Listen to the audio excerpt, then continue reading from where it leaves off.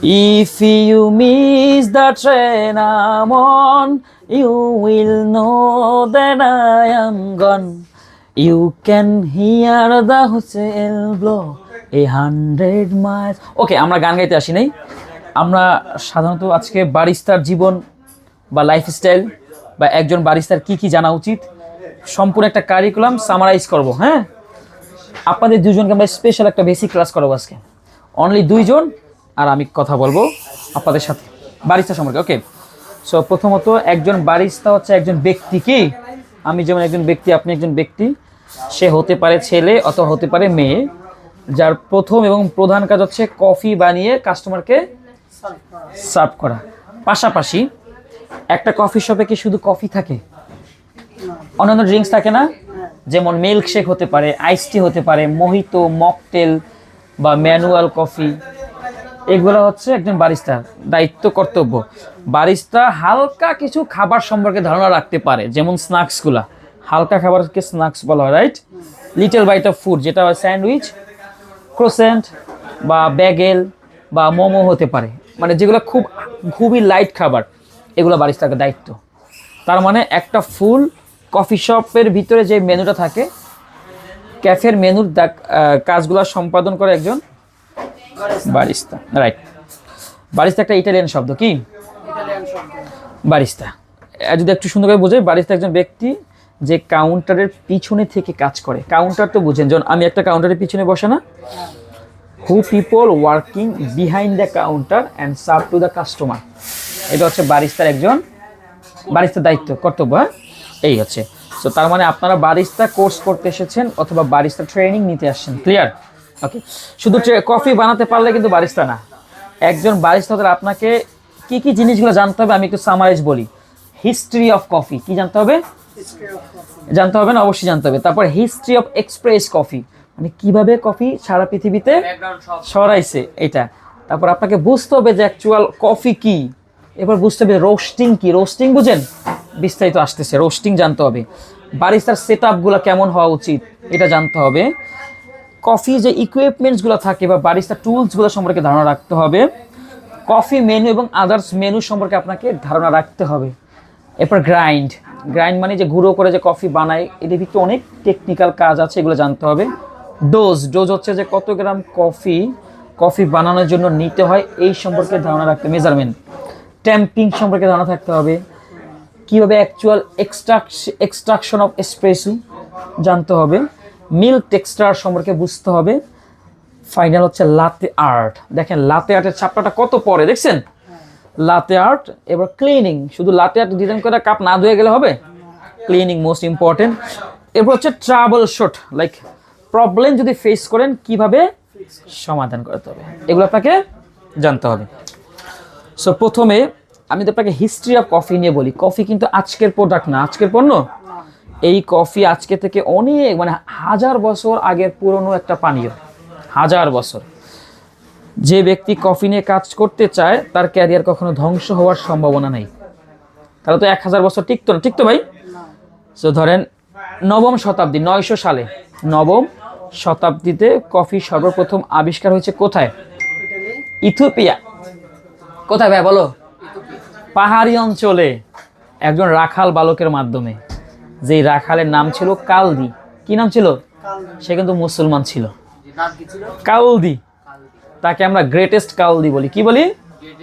কালদি। কারণ হালার ও না থাকলে তো কফি আজকে আমাদের কাছে আসতো না। সো ও খেয়াল করলো, ও রাখাল, তো রাখালের কাজ কি? গরু, মহিষ, ছাগল, ভেড়া। ও ছাগল পালতো। ও খেয়াল করলো ছাগল রাতের বেলা ঘুমায় না, লাফালাফি করতেছে। কি রে, কারণ কি? পরের দিন গিয়ে দেখলো ওই ছাগল গাছ থেকে লাল রঙের ফল খাচ্ছে এবং ওর কাছে জিনিসটা অবাক লাগছে। হ্যাঁ, ফল খাচ্ছে। এই দেখেন এখানে ছবিতে দেখছেন ছাগল কি খায়? লাল রঙের ফল খায়। ও নিজের কৌতূহল বশত কি পান, ওই ফলটা খাইছে। দেখে নিজের কাছে একটু এনার্জেটিক মনে হচ্ছে, রাইট? এরপর সে ওখানকার যে সুফি সাধক, বুঝেন ভাই? আচ্ছা, হুজুর তো বুঝেন? হুজুর যারা যারা তাদের কথা আমরা শুনি, আলেম, ওদেরকে কফি অফার করছে। দেখেন তো এই ফলটা খেয়ে ছাগল একটু এনার্জেটিক, আমরাও এনার্জেটিক, এবার আপনি খেয়ে দেখেন না। সো একদল খাইছে আর একদল তখনই বিরোধিতা করছে না এই ফল খাওয়া যাবে না, কেন খাবো এই ফল, এই ফল তো কোরআনে নাই, হাদিসে নাই, এই ফল খেলে ইসলামের কোনো ঘাটতি হতে পারে কিনা, খায় নাই, রাগ করে আগুনে ফেলে দিছে। কোথায়? কারণ শয়তানের ফল বলছে, শয়তানের খাবার বলছে, কারণ গন্ধ আসতেছিল কফির একটা ফলের। যখন আগুনে নিক্ষেপ করছে একটা পোড়া পোড়া ফিল আসার পর থেকে তখন ওরা বলে গ্যারান্টা তো ভালো লাগতেছে, তখন তারা কালেক্ট করছে ওখান থেকে, তারপরে গরম পানিতে মিশাইছে, পান করছে। পৃথিবীর প্রথম কাপ আপ, তখন নাম কফি ছিল না, একটা যা সাধারণ পানীয় ছিল। রাত জেগে ওই হুজুরেরা সুফি সাধকরা ইবাদত করার জন্য এই পানীয়টা, আপনারা সামনে রমজান আসতেছে না, আপনারা 11টার সময় খাবেন, কফি খাবেন, কফি খেয়ে সারা রাত ইবাদত বন্দেগী করবেন, আল্লাহু আকবার। হ্যাঁ, ঠিক আছে, দেখেন নাই এই আর কি। এরপর কফি সর্বপ্রথম চাষ করা হয়েছে ইয়েমেনে। কোথায়? যদি কেউ আপনাকে জিজ্ঞেস করে কফি সৃষ্টি হয়েছে কোথায়, ইথিওপিয়ায়, ইথিওপিয়ায় সৃষ্টি। আর কফি সর্বপ্রথম চাষ করছে কারা? ইয়েমেনে। ইয়েমেন থেকে সর্বপ্রথম কফি গেছে কোথায় জানেন? মক্কা মদিনে।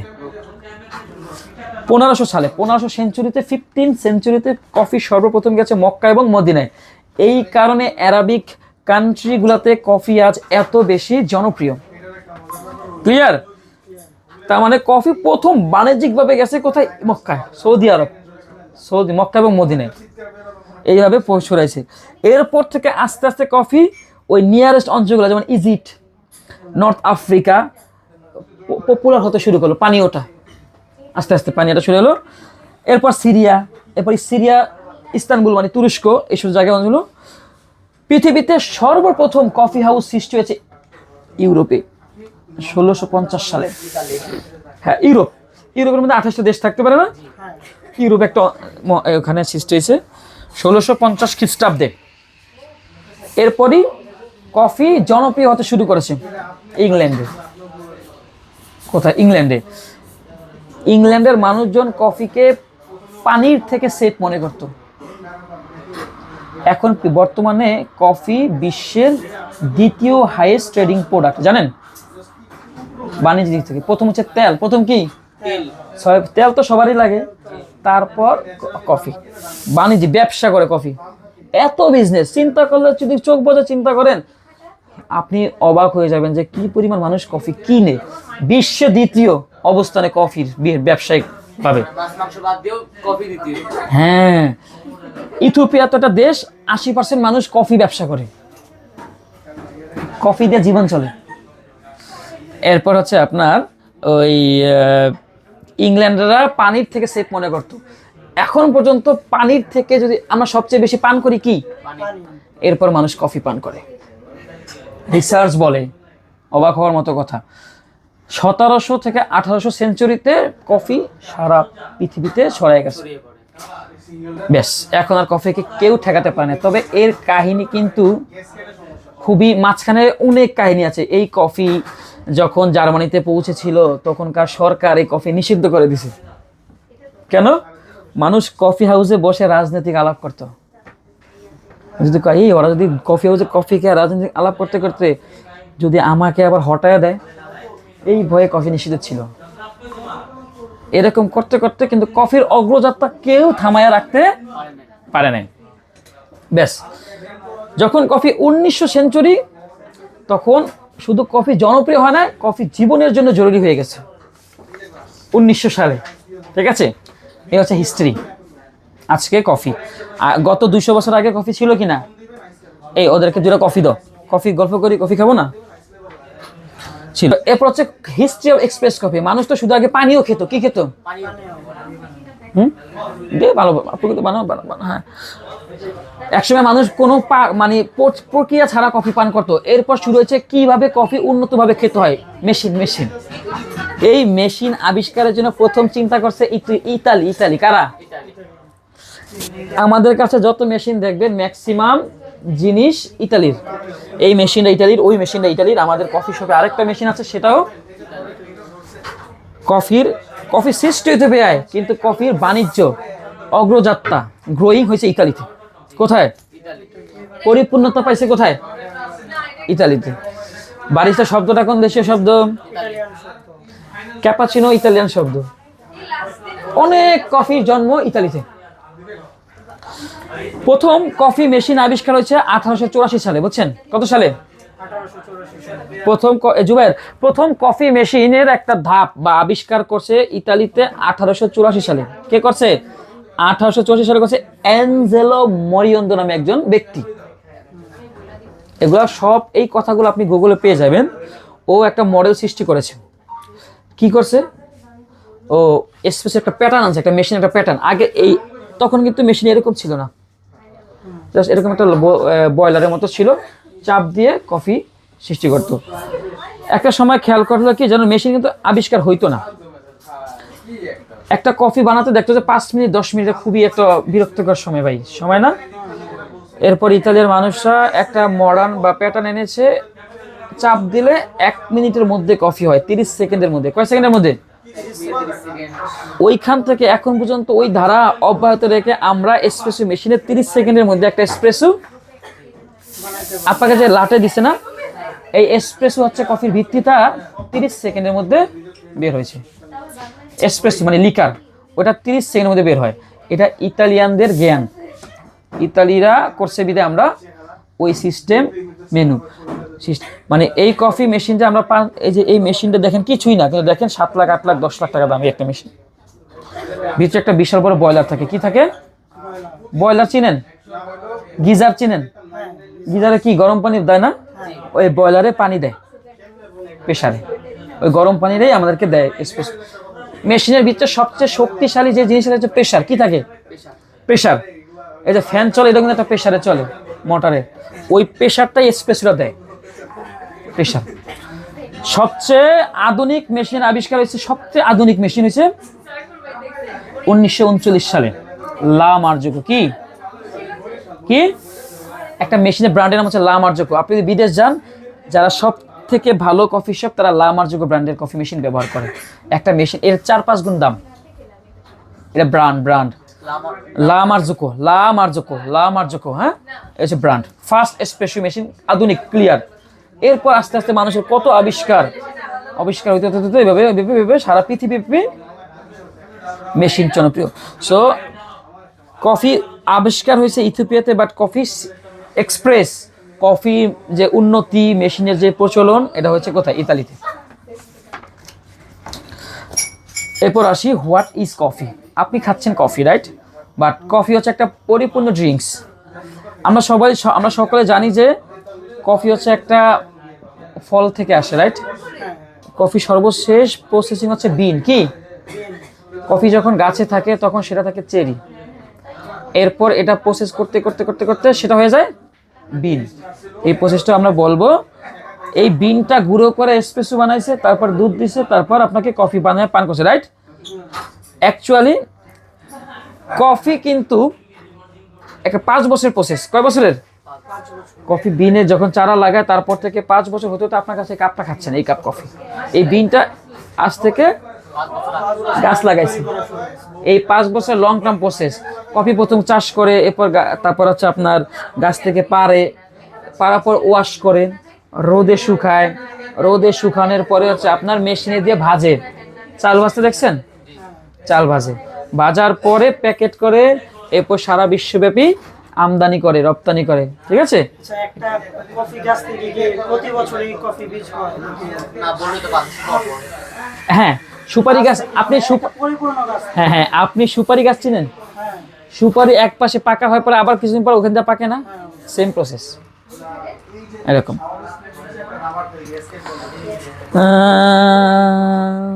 একটা গাছ থেকে সর্বোচ্চ 1 কেজি বিন আসে একবারে। এবং এই কফি বিনের মধ্যে কিন্তু আবার প্রকারভেদ রয়েছে। কফি বিনের জাত আছে। পেঁয়াজ কয় প্রকার? 2 প্রকার ধরেন, দেশি পেঁয়াজ এবং ইন্ডিয়ান পেঁয়াজ, রাইট? ঠিক তেমনিভাবে কফি বিনের মধ্যে পার্থক্য আছে। কফি বিন এখন পর্যন্ত 5 প্রকার। কয় প্রকার? জনপ্রিয় হচ্ছে 2 প্রকার। কয় প্রকার? Arabica, robusta. আপনারা খাচ্ছেন কি কফি বলতে পারবেন? খাচ্ছেন ক্যাপাচিনো, বাট কোন কফি বিন দিয়া জানেন না। সো হ্যাঁ, অ্যারাবিকা আর অ্যারাবিয়ান না, কিন্তু অ্যারাবিকা আর রোবাস্তা। অ্যারাবিকা হচ্ছে মিষ্টি কফি, এটা কিন্তু তিতা লাগতেছে, কফি তো ন্যাচারাল তিতাই, এর ভিতরেও মিষ্টি আছে, সেটা অ্যারাবিকা। অ্যারাবিকা হচ্ছে এটা অনেক বড় একটা শিক্ষা, এগুলো এখন আপনি বুঝবেন না।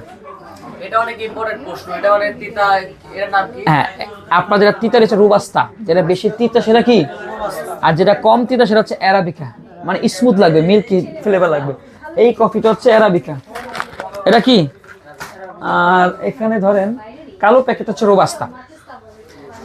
অ্যারাবিকা সবচেয়ে বেশি জনপ্রিয় সারা পৃথিবীতে, কারণ এটার ভিতরে ক্যাফেইন কম থাকে। এখন বুঝবেন হ্যাঁ ক্যাফেইন কি, আপনি যে জ্বরের সময় নাপা ওষুধ খান না, এই ওষুধের মধ্যে ক্যাফেইন আছে জানেন। ক্যাফেইন হচ্ছে যে আমরা যে ঘুম আসে না রাতে, আমরা তো কফি খেলে বলি না যে ঘুম আসে না, কফি খেলে আসে না, এই কফির ভিতরে থাকা ক্যাফেইন থাকার কারণে আপনার ঘুম আসে না, বুঝছেন। সো অ্যারাবিকার মধ্যে ক্যাফেইন কম আর রোবাস্টার মধ্যে ক্যাফেইন বেশি। আর অ্যারাবিকা মূলত পাহাড়ি অঞ্চল ছাড়া হয় না, আর রোবাস্টা সমতল ভূমিতে হয়, হালকা সমতল হয়। আর যদি অ্যাকচুয়াল কফি যত উপরে হয় তত কফি বিনের কোয়ালিটি ভালো হয়, বুঝছেন। সারা পৃথিবীতে 70% কফি হচ্ছে অ্যারাবিকা, 30% হচ্ছে রোবাস্তা। আর আপনার 70% মার্কেটও দখল করে আছে অ্যারাবিকা। সারা পৃথিবীতে যেখানেই যান দেখবেন যে অ্যারাবিকা, আর 30% মার্কেট রোবাস্তা। মেইন কফি হচ্ছে দুই প্রকার, arabica robusta, arabica and robusta দুই প্রকার। এখন হচ্ছে কফি প্রডিউসার, সারা পৃথিবীতে কফি চাষ কারা সবচেয়ে বেশি করে জানেন? ইটালিয়ানরা। না না, ইরারা মেশিন মানে সব এই যে পাহাড়ি অঞ্চল। পাহাড়ি অঞ্চলে তো হয়, এটা ঠিক। ইথিওপিয়া যদিও কফি জন্ম সৃষ্ট হয়, কিন্তু সব থেকে বেশি কফি চাষ করে ব্রাজিল। ফুটবল দল ব্রাজিল, এই জন্য ওরা ভালো খেলে। ব্রাজিল পৃথিবীতে 100 ভাগের 33 ভাগ কফিও ব্রাজিল থেকে আসে।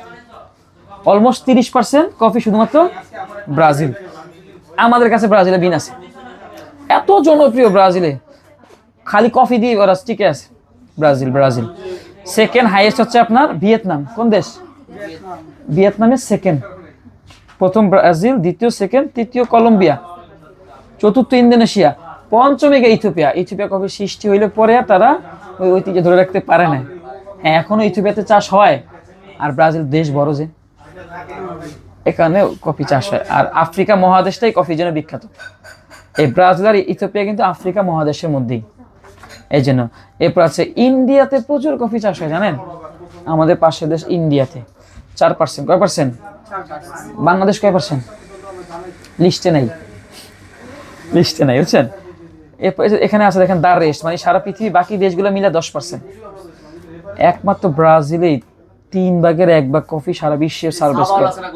হ্যাঁ, আপনি সাও পাওলো ছিলেন? ওরে বাবা রে বাবা, সাও পাওলো কিন্তু লাক্সারিয়াস দোকান, কিন্তু কোয়ালিটি ভালো না। যাক, আমরা আশা করি যে ওদের কফি আরো ভালো হওয়ার কথা। যেটা আমি কথা বলছিলাম যে কফি যখন গাছ লাগায় তখন গাছ থেকে পাকার সময় পিক করে, পাকাটাকে যখন গাছ থেকে পারে কফি চাষিরা, এরপর প্রসেস করে, দুইটা প্রসেস করে, একটা ভিজায়, প্রচুর পানি দিয়ে কফি ভিজায়, ওই যে উপরে চামড়া কিন্তু ফেলে দেয় জানেন, লাল রঙের চামড়া ফেলে দিয়ে ভিতর থেকে এরকম সাদা রঙের বীজ বের করে। এই বীজটাকেই রোদে শুকানোর পর ভাজাটাকে বলা হয় রোস্ট করা। কি বলে? এই রোস্ট কিন্তু আবার কয়েকভাবে করে। কফি শিক্ষা নিয়ে 4-5 বছরে শেষ হবে, আমি যা শর্টকাটে বলছি। রোস্টিং, এই রোস্টিং নিয়ে আপনার 1 বছরে কোর্স করতে দিব রোস্টিং এর উপরে, তাহলে আপনি বুঝতে পারবেন যে রোস্টিং কি একটা মজার কাজ। বারিস্তাদের একটা স্বপ্ন থাকে রোস্ট করা, প্রথমে কফি শপে কাজ করে অভিজ্ঞতা নিতে নিতে একটা শেষ পর্যায়ে একটা বারিস্তার স্বপ্ন থাকে কি রোস্ট করা। রোস্ট কিন্তু এখন মেশিনে করে, একসময় মেশিনে করতো না, চুলার উপরে চাউল ভাজতে যেভাবে এইভাবে রোস্ট করতো। এখন তো কফি গুঁড়া হয় কত আধুনিক গ্রাইন্ডারে, একসময় কি গ্রাইন্ডার ছিল না, এই যে পাথর দিয়ে পিষে মানুষ করতো, রোস্ট করতো। সো রোস্টিং সম্পর্কে আপনার বারিস্তাদের ধারণা রাখতে হবে, ঠিক আছে। এরপর আপনার সেট আপ, এই কফি বানাতে আমাদের এই সেট আপগুলো লাগে। এই দেখেন ব্রাশ, এই ব্রাশের কাজ কি, ওই যে মেশিনের আশেপাশে যদি কফি গুঁড়া পরে থাকে ব্রাশ দিয়ে করেন। এই যে একটা এখানে যে কি টাইমারের কাজ কি, না টাইমারের কাছে সময়, টাইমার মানে এসপ্রেসো কত সেকেন্ডে পরে সেটা আমরা টাইমারের সাহায্যে ধরতে পারি। একটা কফি কত মিনিট আমরা বানাই সেটা টাইমারের সাহায্যে আমরা ধরতে পারি। এখন অনেক আধুনিক মেশিনে অটোমেটিক টাইমার সেট করা, আপনি সুইচ চাপ দিবেন, কত সেকেন্ডের পরে সেটা অটোমেটিক্যালি দেখা যায়। আমাদের কফি শপে এরকম একটা মেশিন আছে, চাপ দিলেই বোঝা যাবে এসপ্রেসো কয় সেকেন্ডের পরে মেশিনে ডিসপ্লেতে দেখা যায়। এক সময় ছিল না। আবার এই দেখেন, এটার নাম হচ্ছে চকলেট শেকার। নাম কি? এগুলা বারিস্তা সেট আপে এগুলোর দরকার, বারিস্তা টুলস। ওই যে আমরা অনেক সময় আপনার যারা ভিডিও দেখছেন কফির, দেখবেন যে এরকম একটু পাউডার দিয়ে ডিজাইন করে, এইটার সাহায্যে চকলেট শেকার আমাদের কাছেও আসে। হ্যাঁ, তারপর এটার নাম কি? মিল্ক পিচার বা জগ। মিল্ক পিচার জগের কাজ কি? হ্যাঁ, এটা দিয়ে আমরা ডিজাইন করি, ঠিক আছে। তারপর টেম্পার, টেম্পারের কাজ কি? প্রেশার দেয়, যে যাতা দেয় না বানানোর সময়, এটা টেম্পারের কাজ। টেম্পার ম্যাট মানে টেম্পারটা যেটার উপরে থাকে। তারপর short measuring glass, short glass দেখবেন যে প্রত্যেক কফি শপে এসপ্রেসো একটা শর্ট গ্লাসে বানায়, এরকম এই টাইপের আমাদেরও আছে। এরপর হচ্ছে জাগ রাইঞ্জার, এগুলো আধুনিক কফি শপে থাকে। জাগ রাইঞ্জার মানে সিঙ্কের মতো চাপ দিলে অটোমেটিক, আপনি কফি খাওয়া শেষ না, কাপ ধুইবেন, উল্টেন ধরলে অটোমেটিক ক্লিন করে, ফ্লাশ করে, সেটা জাগ রাইঞ্জার। একটা সিস্টেম কি, সবসময় মেশিনের বাম পাশে থাকবে কি? গ্রাইন্ডার। আমাদের গ্রাইন্ডার দেখবেন যে মেশিনের ডান পাশে, খেয়াল করছেন এটা? কারণ আমাদের বাম পাশে সিঙ্ক, এখানে আমরা রাখতে পারি। কিন্তু যেটা আধুনিক যাদের কফি শপ, সবসময় গ্রাইন্ডার থাকবে মেশিনের বামে। সিস্টেম হচ্ছে গ্রাইন্ড, বানাবেন, সার্ভিস করবেন, সময় বাঁচানোর জন্য, বুঝছেন? এটা হচ্ছে নিয়ম। এই যে তাওয়াল লাগবে, এটা কি ভাই? স্টিম সারফেস ক্লোথ, যেটাতে আমরা স্টিম যখন দুধ গরম করি দেখেন যে মুছে, দেখেন মুছে না, মুছার জন্য একটা তাওয়াল থাকবে, আর আশেপাশগুলো ক্লিন করার জন্য আরেকটা তাওয়াল থাকবে। যেটা দিয়ে মুছছেন সেটা দিয়ে আবার ক্লিন করা যাবে। কত একজন ভালো বারিস্তা যে কত পরিমাণ ক্লিন থাকে আপনি বুঝবেন কাজ করতে করতে, দেখবেন ভালো কফি শপগুলো কত গুছালো, কত পরিষ্কার দেখবেন। এটা কি নকবিন? এটা কি নকবিনে কি রাখে বলতে পারবেন? কফি যখন এসপ্রেসো বানানো হওয়ার পর ভিতরে সাবা থাকে না, কফি গোড়া এইভাবে আমরা নক করে ফেলাই না, ওই পাশে দেখছেন নকবিন আছে, দেখবেন এই বইয়ের সাথে দেখবেন আর মিলাবেন। এটা পিডিএফ আমি আপনাদেরকে দিয়ে দিব। এরপর এটা কি? গ্রুভ হেড ব্রাশ। এই ব্রাশের কাজ কি জানেন? আমার দিন শেষে রাতের বেলা কিন্তু এসপ্রেসো মেশিন ক্লিন করি, জানেন? এই ব্রাশ দিয়ে আমরা ক্লিন করি। দাঁত মাজেন না আপনারা? কফি মেশিন দাঁত মাজাইতে হয়। এরপর হচ্ছে বিন কন্টেনার। এটা কি? মানে ধরেন আজকে সারাদিন কাজ করলেন, রাতে ওই গ্রাইন্ডারের ভিতরে কফি বিন থাকলে সেটা গ্রাইন্ডার রাখতে পারবেন না, ফ্রেশনেসের জন্য। কফিতে যদি যত বেশি অক্সিজেন ঢুকবে, কফির আর্দ্রতা, তাপমাত্রা, টেস্ট, কোয়ালিটি ড্যামেজ হওয়া শুরু করে। এই জন্য বিন কন্টেনার আলাদাভাবে। কন্টেনার যদি থাকতে হবে এরকম কিছু না, এয়ারটাইট কোনো কিছু রাখলেও কফি বিনটা ফ্রেশ থাকবে। আপনি মুড়ি বানাইতে দেখছেন, মুড়ি কি ওই রাখে? বাতাসের সাথে মিশতে দেয় না, কি হয়ে যায়? চুপসে যায়। বিনটাও সেম চুপসে যায়। এই কারণে বিনটাকে কন্টেনার রাখতে হবে। কফি বিন সাইন্টিফিক কফি কাজ যারা করে বৈজ্ঞানিক পদ্ধতি অনুসরণ করে। এটা কি? কলম, লাতে আর্ট কলম। আপনি দেখবেন যে ভিডিও দেখবেন যে মাঝে একটা লোয়ার মতো চিকন হুঙ্গা দিয়া কফির উপরে ডিজাইন করে, আকার করে। সো এটা হচ্ছে লাতে আর্ট পেন্স বলে এটাকে। এরপর আমাদের জরুরি কিছু ইকুইপমেন্ট রয়েছে, এসপ্রেসো ইকুইপমেন্ট। তার ভিতরে প্রধান হচ্ছে গ্রাইন্ডার। কি? এই গ্রাইন্ডার হচ্ছে সবচেয়ে জনপ্রিয়। এটাকে কিভাবে চালাতে হয়, কিভাবে গুঁড়ো করতে হয়, কিভাবে গ্রাইন্ড সাইজ অ্যাডজাস্ট করতে হয়, আপনাকে বারিস্তা হতে জানতে হবে। গ্রাইন্ডার আবার দুই প্রকার। কয় প্রকার? একটা ইলেকট্রিক অটোমেটিক, আরেকটা হচ্ছে ম্যানুয়াল।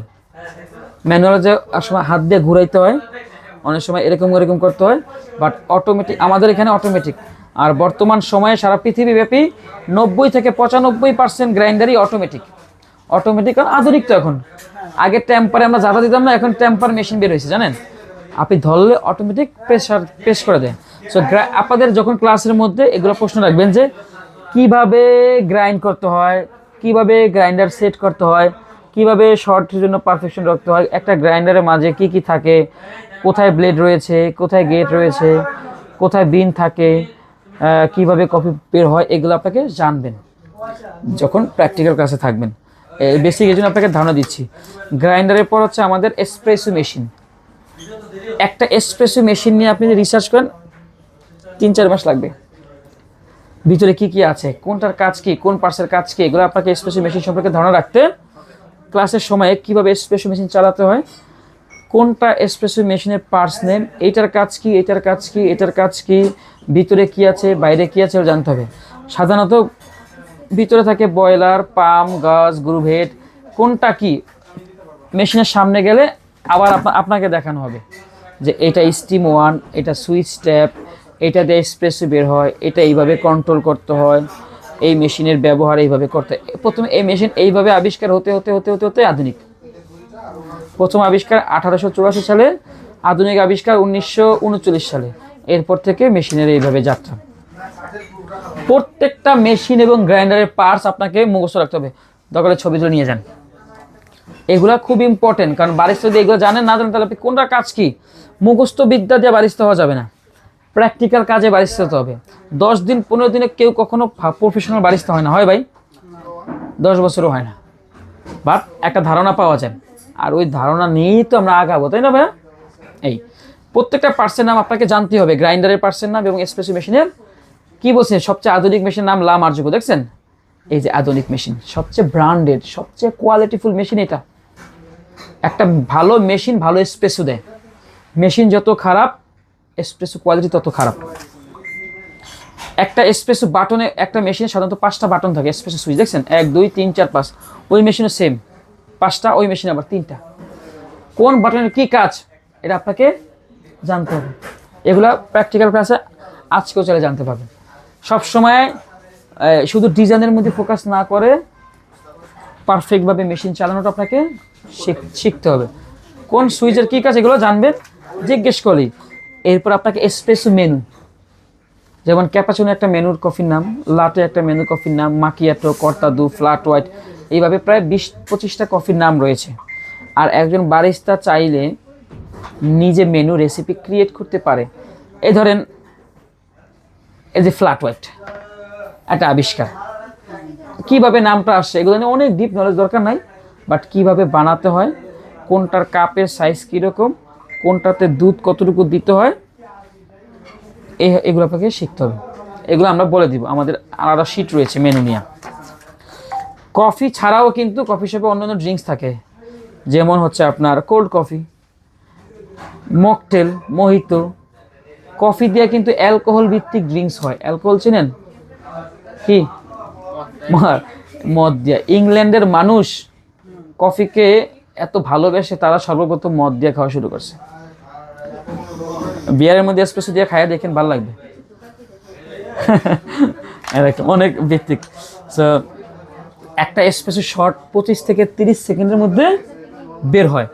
কি করলে বের হয় 25 সেকেন্ডে, এটা গ্রাইন্ডার সেটিং করে বুঝতে হবে। কারণ গ্রাইন্ডারের কাজ হচ্ছে কফি বিন জাস্ট গুঁড়ো করা। এই গুঁড়ো কিন্তু কয়েকভাবে করে, ছোট, medium, fine, extra fine, cross, right? যদি আপনার কফি বিনটা যদি বড় করে গুঁড়ো করেন তাহলে এসপ্রেসো সাদা হয়ে যাবে, এসপ্রেসোর কোনো পারফেকশন আসবে না। আবার যদি আপনি অনেক বেশি গুঁড়ো করেন, এক্সট্রা ফাইন করেন, তাহলে আবার মেশিন থেকে এসপ্রেসো পড়বে না, তখন সেটা একদম তৈলাক্ত হয়ে যাবে, অনেক তিতা পোড়া গন্ধ হয়ে যাবে। আর পারফেক্টটাই হচ্ছে সুন্দরভাবে পড়বে। একটা পারফেক্ট এসপ্রেসো বুঝতে হলে আপনাকে বুঝবেন কিভাবে, ইঁদুরের লেজ। ইঁদুরের লেজ দেখছেন? মাথা দিয়ে একদম চিকন না, আস্তে আস্তে পরে মোটা হয় না? এই ইঁদুরের লেজের আকৃতির মতো করে এসপ্রেসো পড়া যদি দেখেন তাহলে বুঝবেন যে ওটা পারফেক্ট এসপ্রেসো। এটা নিয়ে পড়াশোনা আছে, এত শর্টকাটে এত বলা নেই। এবং আমরা যে পটা ফিল্টার হচ্ছে যেটা আমরা লাগাই, যেটা মধ্য দিয়ে এসপ্রেসো বের হয়, সেটাকে বলা হয় পটা ফিল্টার। এই পটা ফিল্টার আবার সিঙ্গেল হয়, ডাবল হয়। Single spot, double spot. সিঙ্গেলে আমরা একটা কফি বানাই, ডাবলটা দিয়ে আমরা 2টা কফি বানাই, বাট বর্তমানে ডাবলটা দিয়ে একটা কফি বানাই যারা উন্নত দেশগুলোতে। হ্যাঁ, ওকে। আর এই পটা ফিল্টারের ভিতরে থাকে বাস্কেট। কি থাকে? ওই বাস্কেটের মধ্যে মূলত কফি গুঁড়া পড়ে। ওটা 9 গ্রামের বাস্কেট হয়, 12 গ্রামের বাস্কেট হয়, 18 গ্রামের বাস্কেট হয়, 22 গ্রামের বাস্কেট হয়, 28 গ্রামের বাস্কেট হয়। আমরা মূলত 9 গ্রামের বাস্কেট ব্যবহার করি আর 18 গ্রামের বাস্কেট ব্যবহার করি, এটাই সারা পৃথিবীব্যাপী হয়। সিঙ্গেল এসপ্রেসোতে আমরা 7 থেকে 9 গ্রাম ব্যবহার করি, আর ডাবল এসপ্রেসোতে আমরা মূলত 18 গ্রাম ব্যবহার করি। আর একটা এসপ্রেসো মূলত 30 ml। কত ml? 30 এই যে এসপ্রেসো আমরা বানাই, এটা নিয়ম ফলো করে বানাই। এসপ্রেসো শুধু যে গুঁড়া দিয়ে বানিয়ে এরকম কিছু না কিন্তু। এসপ্রেসো বানানোর সূত্র হচ্ছে 1:2 সূত্র, রেশিও একটু বলা হয়। মানে 1 গ্রাম যদি আপনি কফির গুঁড়া নেন আর 2 ml হবে লিকুইড বের হবে অটোমেটিক, সেটা হচ্ছে সূত্র। এগুলো মুখস্থ করতে হবে। রেশিও মুখস্থ করে কিভাবে রেশিও কাজ করে সেটা আপনাদেরকে প্র্যাকটিক্যালি বোঝানো হবে। রেস্ট্রেতু, এসপ্রেসো, লুঙ্গো, ক্যাফে ক্রেমা, আপনাদের শুধুমাত্র এসপ্রেসো শিখলেই হবে। এসপ্রেসো বানাতে পারলে বুঝবেন যে রেস্ট্রেতু কি, এসপ্রেসো বানাতে পারলে বুঝবেন লুঙ্গো কি, এসপ্রেসো বানাতে পারলে বুঝবেন যে ক্যাফে ক্রেমা কি। যদি এরা চাইলে বাংলা ভার্সন আমার থেকে নিতে পারবেন, যদি যদি আপনি ভালো বারিস্তা হতে চান নিবেন। আর যদি মোটামুটি চাকরি কোনোভাবে করতে চান তাহলে লাগবে না। আসলে এত বিস্তারিত কেউ জিগাবে না। কিভাবে গ্রাইন্ডার সেটিং করতে হয়, গ্রাইন্ডার সেটিং কিভাবে চেঞ্জ করতে হয় এটা জানতে হবে। কোন সুইচ চাপ দিন, হ্যাঁ জানতে হবে, ওটা বাস্তবে। হ্যাঁ, ডোজ, আমরা যে একটা এসপ্রেসো বানাতে 18 থেকে 20 গ্রাম কফির গুঁড়া নেই অথবা 7 থেকে 9 গ্রাম কফির গুঁড়া নেই পটাফিল্টারের ভিতরে বাস্কেটের মধ্যে, সেটাকে বলা হয় ডোজ। কফির গুঁড়া যখন গ্রাইন্ড হয়ে পটাফিল্টারের মধ্যে পড়ে তখন সেটা নাম হয়ে যায় কি ডোজ। আমরা মনে হয় 1 ডোজ ওষুধ খাইলো বলি না। সো একটা এসপ্রেসোর জন্য আমরা একটা পারফেক্ট ডোজ লাগে। ডোজ হচ্ছে পরিমাণটা আর কি। আপনি যদি কম নেন তাহলে এসপ্রেসো ভালো আসবে না, আপনি যদি ডোজের তুলনায় আবার বেশি কফির গুঁড়া নেন সেটাও ভালো আসবে না। ধরেন আপনার বাস্কেট হচ্ছে 9 গ্রাম, আপনি যদি এখন 13 গ্রাম যদি কফির ডোজ দিয়ে কফি বানান তাহলে সেই কফি ঠিক হবে, ওই যে পড়বে না মেশিন থেকে। আবার ধরেন আপনার বাস্কেটের সাইজ হচ্ছে 9 গ্রাম, আপনি যদি 6 গ্রাম দেন তাহলে আবার এরকম তাড়াতাড়ি পড়ে যাবে। আন্ডার ডোজ, যেটা কম নেন সেটাকে বলা হয় আন্ডার ডোজ, যেটা বেশি কফি গুঁড়া নেন সেটাকে বলা হয় ওভার ডোজ। আর পারফেক্ট মানে কারেক্ট, সঠিক। একটা কফি বানানোর স্টেপ বাই স্টেপ একজন বারিস্তা জানতে হবে। যেমন প্রথমে আপনার বাস্কেটটা ক্লিন করতেছে দেখছেন, সেকেন্ড হচ্ছে আপনার কফি গুঁড়া নিচ্ছে দেখছেন, তৃতীয় কফি গুঁড়া নেওয়া হয়ে গেল, চতুর্থ যেগুলো বেশি আছে সেগুলো পঞ্চম গিয়ে ফালাই দিল, এরপর ট্যাম্প করলো, পারফেক্ট হলো, তারপর মেশিন দেওয়ার পরে এসপ্রেসো বের করা শুরু করলো। এগুলো স্টেপ বাই স্টেপ শিখতে হবে। ট্যাম্পিং খুব ইম্পর্টেন্ট, শেখার জন্য সবসময় ম্যানুয়াল টেম্পার আমাদের ব্যবহার করতে হবে। আমাদের কাছে ম্যানুয়াল টেম্পারে আছে, মানে 15 কেজি প্রেশার দিতে হয়। এই এক একটা চ্যাপ্টার নিয়ে পড়াশোনা করলে 2-3 দিন লাগে বোঝার জন্য। এরপর আপনাকে একজন ভালো বারিস্তা হতে হলে আপনাকে এসপ্রেসো টেস্ট বুঝতে হবে, কিভাবে সঠিকভাবে মেশিন থেকে এসপ্রেসো বের হয় এটা আপনাদেরকে জানতে হবে। এক্সট্রাকশন অফ এসপ্রেসো জানতে হবে। একটা এসপ্রেসো আপনার কাছে শুধু তিতা মনে হয়েছে না, আর অ্যাকচুয়াল কফি কিন্তু তিতা না। কফির ভিতরে কয়েকটা ফ্লেভার আমি বলি। এটা হচ্ছে জিব্বা, এটা কি? এটা হচ্ছে মানুষের জিব্বা। এই জিব্বা টেস্ট, এগুলো বোঝা তো সোজা না। 10-12 বছর যখন কফিতে কাজ করবেন তখন গিয়ে আপনি কফির টেস্ট আসতে বোঝা শুরু করবেন, এরপরেই মানুষ অভিজ্ঞ হয়। মিনিমাম 10 বছর কাজ ছাড়া আসলে বারিস্তার কোনো ভ্যালু অভিজ্ঞ বলা যায় না। যারা বলে তারা কম জানে বা অনেকে অনেক ভালো করে শিখে, এই জন্য হয়তো তারা চেষ্টা করে। জিব্বার একদম এই যে গলার ভিতরে সাইডে যায় আপনার তিতা বোঝা যায় জিব্বায়। আমরা যখন কোনো কিছু লবণ চাই তখন আমরা জিব্বার মাথা দিয়ে চাই, এটা বোঝা যাবে। আর স্ট্রংটা যখন গলার ভিতরে যায় একদম শেষ মাথা দিয়ে বোঝা যায়। আর জিব্বার যখন মাঝামাঝি অবস্থায় কফিটা গিয়ে পৌঁছে তখন এটা কি টক টক লাগে না ফ্রুটি লাগে তখন বোঝা যায়।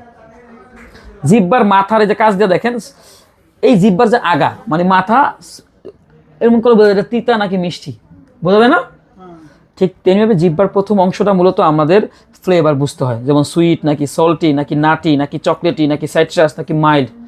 এই কফির বিনের ভিতরে এরকম টেস্ট আছে, এটা জিব্বা দিয়ে বুঝতে হয়। এই জন্য বেশি বেশি কফি টেস্ট করতে। কফি টেস্ট করার নিয়ম কি জানেন? এই যে খাইছেন না, 1 সেকেন্ড নাক দিয়ে কোনো নিঃশ্বাস ছাড়বেন না, 1 সেকেন্ড পরে এরপর আপনি কফি ফিল নিন, হ্যাঁ এই কফির একটু তিতা, এটা একটু সুইট, এইভাবে অনেক প্রতিদিন টেস্ট করতে হবে। একজন বারিস্তা কফি এক্সপার্ট এমনিতে হয় না। এই যে আমরা ওনাদের বই পড়তাছি, উনি এমনিতে বই লেখছে, উনি অনেক রিসার্চ গবেষণা করতে করতে করতে করতে করতে করতে গিয়ে আমরা এরপর ফাইনাল গিয়ে আপনাকে মিল্ক স্টিম বুঝতে হবে। পরে গিয়ে মিল্ক স্টিম বোঝার জন্য ভালোভাবে করার জন্য পারফেক্ট পিচার সাইজ নির্ধারণ করতে হবে। যেমন এটা 350 ml, এটা 650 ml, এটা 1 লিটার। প্রত্যেক কফি শপে এই দুইটা পিচার থাকবে, 350 আর 600। এই পিচারটা ধরেন আপনি ক্যাপাচিনো বানাবেন, আপনি ধরেন 1 লিটার যদি নিয়ে বানান, কারণ ক্যাপাচিনো কাপের সাইজ হচ্ছে 180 ml, আপনি 1 লিটার পিচারে দুধ নিলে হবে? এটা কফি শপে কিন্তু বিভিন্ন সাইজের কাপ থাকে জানেন, যেমন এটা হচ্ছে 180 ml, আবার এর থেকে বড় হয়, এর থেকে ছোট হয়। যেমন সাধারণত ওয়ান টাইম যদি বলি 8 আউন্স, 12 আউন্স, 16 আউন্সের কাপ থাকে। 8 মানে 240, 12 মানে 360 ml, 16 মানে 400 কত জানি ml আর কি, মানে 1 আউন্স সমান সমান 30 ml। সঠিকভাবে কিভাবে মিল্কটাকে টেক্সচার করতে হয়, পারফেক্ট ফোম করতে হয়, সেটা প্র্যাকটিক্যাল আপনাদেরকে দেখানো হবে। এটা হচ্ছে বারিস্তার আর্ট, শিল্পটা এখানে গিয়ে ফুটে। আগে কিন্তু জ্ঞান নিছেন, এই জ্ঞান নেওয়ার পর গিয়ে মানুষ লাটে আর্ট করতে হয়, ঠিক আছে? কখনো অতিরিক্ত দুধ গরম করা যাবে না, অতিরিক্ত দুধ গরম করলে কফির টেস্ট স্বাদ নষ্ট হয়ে যাবে, এগুলো আপনার জানতে হবে। এই দেখেন ক্যাপাচিনোর জন্য কিভাবে করতে হয়, লাটের জন্য কিভাবে করতে হয়, ফ্ল্যাটের জন্য কিভাবে করতে হয়, কোন জায়গা থেকে দুধ শুরু করতে হয়, সেটা প্র্যাকটিক্যালি আপনাকে দেখালে আপনি ক্লিয়ার হয়ে যাবেন। এখানে সব তার লেখা আছে, সো বারিস্তার এগুলো জানতে হবে। মিল্ক স্টিম করার জন্য কিছু টেকনিক থাকে, যেমন প্রথমত পারফেক্ট সাইজের একটা আপনার পিচার আগে চয়েস করতে হবে, যে আপনি কি ক্যাপাচিনো বানাবো নাকি আমি লাটে বানাবো। ওই সাইজটাকে সিলেক্ট করবেন, এরপর মেশিন সবার আগে করে 1 সেকেন্ড বাতাস বের করতে হবে মেশিন থেকে। দেখবেন যে সবাই এটা করে, দেখছেন না?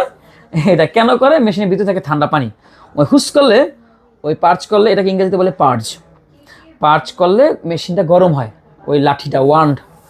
এরপর আগে সুন্দর ধরতে হয়, এরপর পজিশন বসাতে হয়, এরপর মেশিন ছাড়তে হয়, এরপর ফোম কম বেশি করতে হয়। যখন ফোম কম বেশি করা হয়ে যায় তখন গিয়ে মেশিন বন্ধ করতে হয়।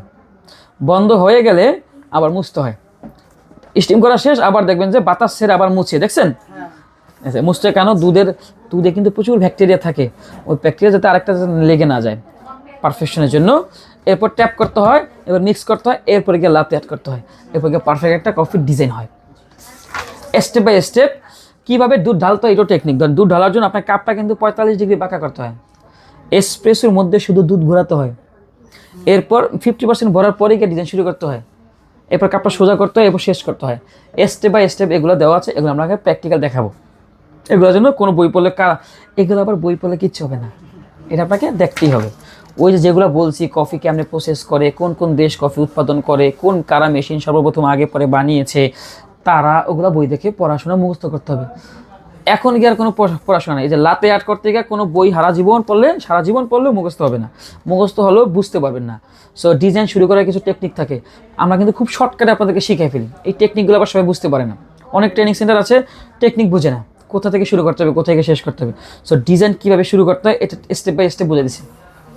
এরকম বইগুলো কোনো সেন্টারেও থাকে না।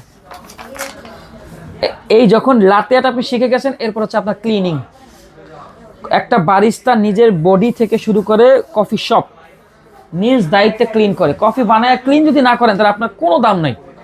প্রতি বছর বিশ্ব বারিস্তা চ্যাম্পিয়নশিপ হয়, সেখানে 15 মিনিট সময় দেয় একজন বারিস্তাকে। ওই 15 মিনিটের মধ্যে তাকে 3টা ড্রিঙ্কস বানাতে দেয়। একটা হচ্ছে আপনার এসপ্রেসো বানাতে দেবে, 2টা সেকেন্ড হচ্ছে আপনাকে দুধ কফি বানাতে দেবে, তৃতীয় হচ্ছে একটা ঠান্ডা ড্রিঙ্কস বানাতে দেবে। আপনি ক্লিন কেমন, আপনি কত সুন্দরভাবে প্রেজেন্টেশন করতে পারেন, এটার উপর ডিপেন্ডস করে। এরপর ক্লিনিংয়ের সবচেয়ে ইম্পর্টেন্ট হচ্ছে ব্যাক ফ্লাশ। প্রতিদিন রাত্রেবেলা আমরা মেশিন কী করি? ব্যাক ফ্লাশ করি। কী করি? এই ব্যাক ফ্লাশগুলো আমাদেরকে শিখতে হবে, কীভাবে করতে হয়। এটা আমাদেরকে প্র্যাকটিক্যাল আপনাদের সবাইকে দেখানো হবে, ক্লিনিংটা দেখানো হবে, তখন আপনারা এটা বুঝে নেবেন। ক্লিনিং চ্যাপ্টার বারিস্তাদের সবচেয়ে ইম্পর্টেন্ট। এরপর হচ্ছে সমস্যা সমাধান। হঠাৎ করে আপনি কফি শপে কাজ করছেন, মেশিন নষ্ট হয়ে গেছে, হতে পারে না? নষ্ট হয়ে গেলে কিভাবে হচ্ছে আপনার সমাধান করতে হয়, এগুলো একজন বারিস্তার জানতে হবে। সো মোটামুটি আমি একটা বইয়ের বেসিক সামারি তো বোঝেন, ভাব সম্প্রসারণ সামারাইজ করলাম।